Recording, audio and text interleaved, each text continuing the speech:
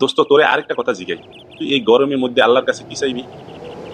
আমি আল্লাহরে কইনু সৌদি আরবের মতো গরম দিছো আল্লাহ, এইবার হ্যাগো শেখদের মতো টাকা দাও।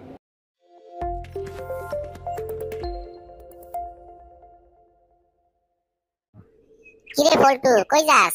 অনেকদিন ধরে তোরে দেখতাছি না। আরে দোস্ত, জানা গরম পড়ছে, এতদিন বাসায় ছিলাম, একটু বাজারে জরুরি কাজ ছিল তাই বাইরে এলাম। দোস্ত আজ এত গরম লাগতাছে কেন রে? আজ মনে হয় সূর্য মামা মামির সাথে ঝগড়া করছে, তাই এত রাগ আমাদের দেখাইতেছে। আচ্ছা দোস্ত, তোরে একটা কথা জিগাই, এই গরমে কি কোনো উপকার নাই? হ্যাঁ দোস্ত আছে, পাউরুটি নিয়ে ছাদে রাইখা আয়, দেখবি কি সুন্দর টোস্ট হইয়া গেছে। দোস্ত দেখ কি গরম রে বাবা, গরম আর গরম। আচ্ছা দোস্ত, গরম বেশি লাগলে আমাকে কি করা উচিত? দোস্ত গরম বেশি লাগলে অজ্ঞান হওয়ার ভান করা উচিত, তাইলে দেখবি দুই চারজন পাখান লইয়া বাতাস করা শুরু করছে।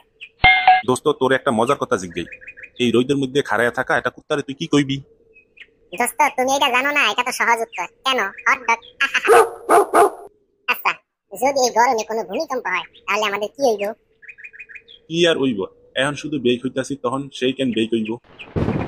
দোস্ত তোরে আরেকটা কথা জিগাই, তুই এই গরমের মধ্যে আল্লাহর কাছে কি চাইবি? আমি আল্লাহরে কইনু সৌদি আরবের মতো গরম দিছো আল্লাহ, এইবার হ্যাগো শেখদের মতো টাকা দাও।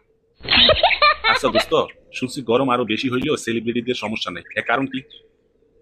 কে, তুমি জানো না? গরম আরো বেশি লাগলেও সেলিব্রিটিদের কোনো সমস্যা নাই, কারণ হ্যাগো অনেক ফ্যান আছে। যত সমস্যা হইলো আমাগো। দোস্ত শুনছি গরম যতই বাড়ুক, নায়ক অনন্ত জলিল ভাইয়ের কোনো সমস্যা নাই, কারণ কি কিছু জানো তুমি?